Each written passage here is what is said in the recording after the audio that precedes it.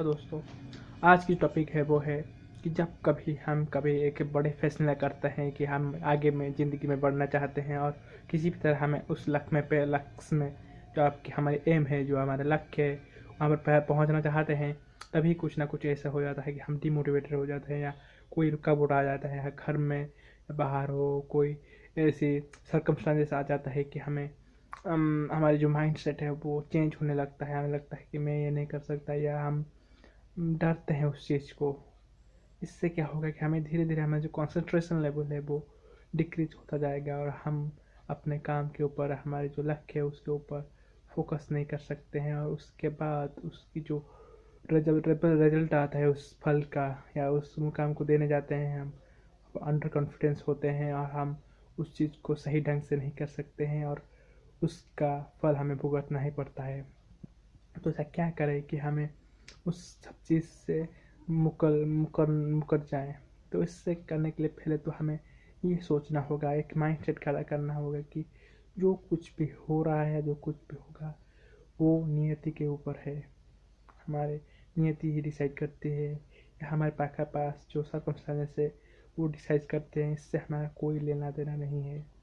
हमें सिर्फ और सिर्फ हमारे लक्ष्य के ऊपर हमें हमको कंसंट्रेशन करना है और उसमें ही भागते जाना है, क्योंकि उसके जो फल हैं वो हमें ही भुगतने पड़ेंगे। बाकी जो लोग हैं या जो एनवायरनमेंट है उससे कुछ भी फ़र्क नहीं पड़ता है कि आप कौन सी तरह की कंसन इन्वायरमेंट में रहते हो, किस तरह के माइंडसेट में आप जा रहे हो, कितना स्ट्रेस आप ले रहे हो। सब सिर्फ आपकी at the end of the day आपके रिजल्ट, आपके फल को ही देखते हैं कि आप कितने ज़्यादा अच्छी आपकी ज़िंदगी में सफल हुए हो। पूरी दुनिया ही इसी तरह है। अगर आप हमेशा दोष देते रहोगे कि इस चीज़ वजह से मेरा नहीं हुआ, ये आदमी की वजह से मेरा ये क्लियर नहीं हो सका, या मैं इस चीज़ की वजह से ये नहीं पाया, तो आपको some moment of time relief मिलेगा। उसके बाद आपको ही इस चीज़ की फल है भुगतनी पड़ेगी। आप हमेशा दूसरों को जिम्मेदार मानते रहोगे और दूसरे आपको ही जिम्मेदार ठहराते रहोगे। इसी तरह से आपकी ज़िंदगी जो है पूरा फुस करके निकलती जाएगी और आपको इससे कोई फ़ायदा नहीं पड़ेगा।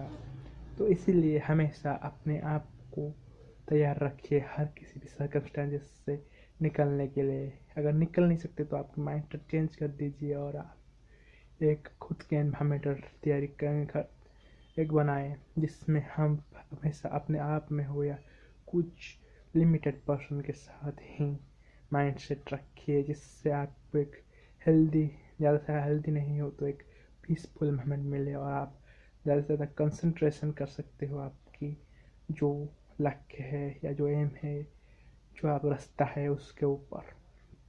और एक बात, कभी कभी ऐसा होता है कि हमें बहुत ज़्यादा स्ट्रेस की वजह से हमें बहुत ज़्यादा, जब स्ट्रेस या एंगर हमें आता है तो हम गलत गलत डिसीजन ले जाते हैं। और उसके बाद उस चीज़ को करने के बाद हमें उसका रिग्रेट होता रहता है।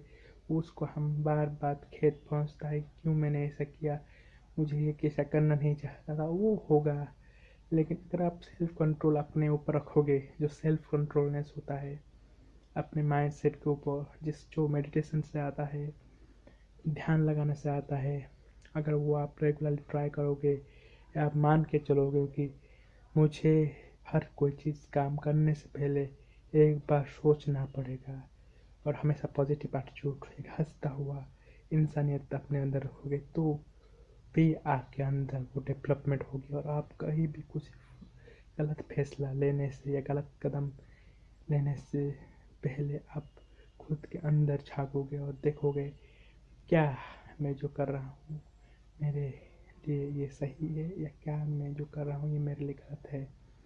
आपके अंदर एक सेल्फ कॉन्फिडेंस, सेल्फ सफिशिएंसी, खुद के ऊपर भरोसा ही आपको आगे लेकर जाएगी, ना कि कोई और आपको बोले कि ये आप कर सकते हो। इससे ज़्यादा अच्छा है कि आप खुद को ही बोलो, मैं ये करूँगा, फिलहाल जो भी हो जाए लेकिन मैं ये करके ही दिखाऊंगा। That's the self confidence rule.